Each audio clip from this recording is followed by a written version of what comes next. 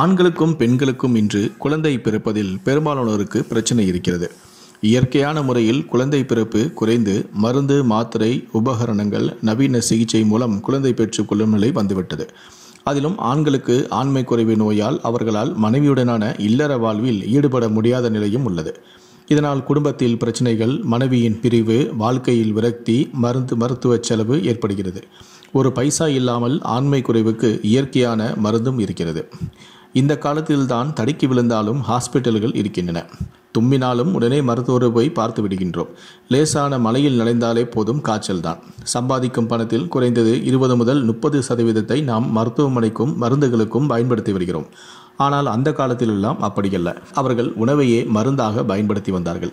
அப்படிதான் ஆண்மை குறைவுக்கு அவர்கள் கொள்ளையும் பயன்படுத்தி வந்தார்கள். அதாவது கொள்ளில் மருத்துவ குணங்கள் அதிக அளவில் இருக்கின்றன.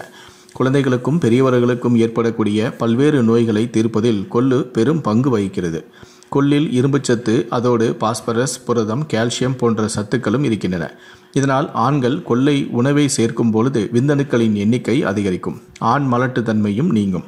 விந்தணுக்கள் குறைவாக உள்ள ஆண்கள் வாரம் 3 முறை உணவில் கொள்ளை சேர்த்து கொள்ள வேண்டும். நிச்சயம் 2 மாதங்களிலேயே நல்ல பலன்களை தரும். உடல் பருமலை குறைக்க வேண்டுமானால் கொள்ளை உணவாக எடுத்துக்கொள்ளவும் வேண்டும். இரவில் ஒரு பிடி கொள்ளை ஊற வைத்து மறுநாள் காலையில் அந்த தண்ணீரை அப்படியே குடிக்க வேண்டும். இப்படி சில நாட்கள் செய்து வந்தாலே உடல் எடையில் நல்ல மாற்றமும் தெரியும். உங்களுடைய உடலில் விந்தணுக்களின் எண்ணிக்கையும் அதிகரிக்கும். கொள்ளில் குறைந்த அளவு கலோரிகள் இருப்பதால் இது உடல் எடையை அதிகரிக்காது. முடிந்த அளவுக்கு இதனை ட்ரை பண்ணி பாருங்கள்.